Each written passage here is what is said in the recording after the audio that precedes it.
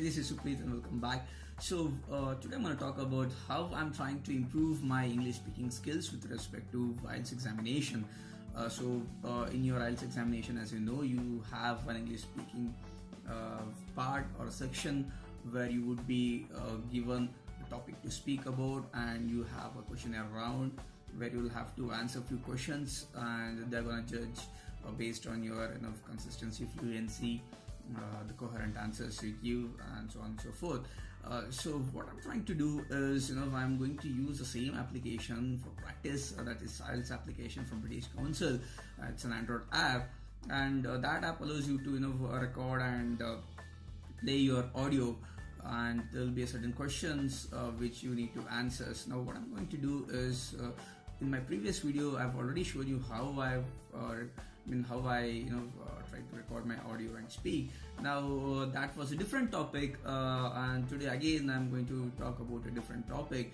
In the previous video I spoke about the apartment which I live in, or the place which I live in. How is it advantageous, or what is the disadvantage, and so on and so forth.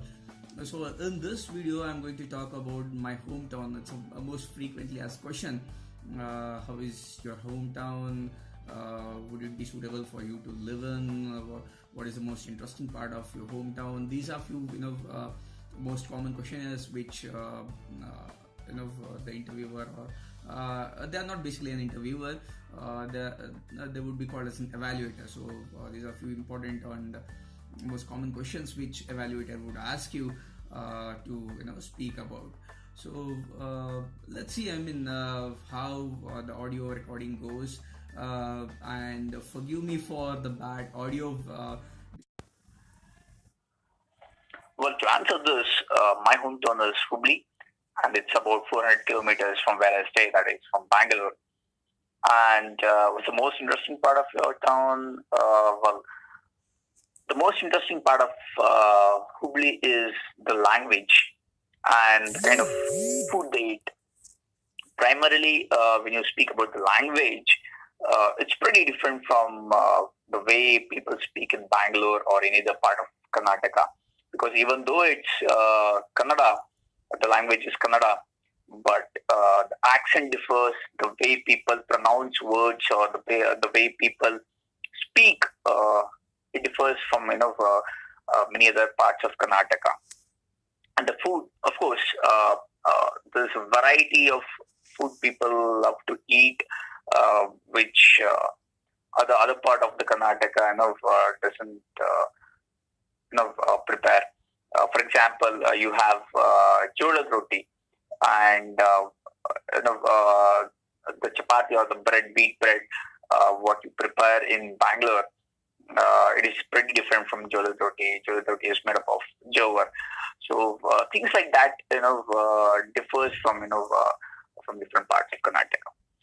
So what kind of jobs do the people in your hometown or village do? Basically, there's no IT sector, no IT parks, no IT jobs in Hubli. So people do prefer to have a business of their own. So every family has got their own business. It might be garments, it might be departmental stores, it might be a real estate business. So every people love to have their own business, and most of the people love to be called as an entrepreneurs over there. So that's how life goes on in Hubli. So how would you say it's a good place to live? Yes, of course. I mean, it's a good place to live. Having said that, I would like to say this is because you don't feel your life is monotonous, or you're having a materialistic kind of life over there. You get a lot of time to spend with your family. The cost of living is pretty less when compared to metropolitan cities like Bangalore or Mumbai or something like that. But when you talk in terms of opportunities, bigger opportunities, in terms of holistic view, I would say life is good, but certainly not better in terms of opportunities that you get when you stay in metropolitan cities. So, in a nutshell, Hubli is a good city for the people who love to, get settled. Maybe after retirement, you can have your own house at the price which is pretty less than what you get in the metropolitan cities. You can spend a lot of time, see some good places. Like there are very places like Unka Lake and Nruptunga Betta, which is very well known for its scenic beauty, and a place where you can go with the family and kids to have some good time and relax. And we can enjoy a different kind of food. People are very welcoming. People do love to gel up with you, mingle with you, and spend good time with you. People are very humble enough over there, so you'll have a good good bonding between you and your neighborhood. So all in all, altogether, it's a pretty nice place to live in. So I hope this answers your question, and thank you for giving me an opportunity to answer this question. Thank you.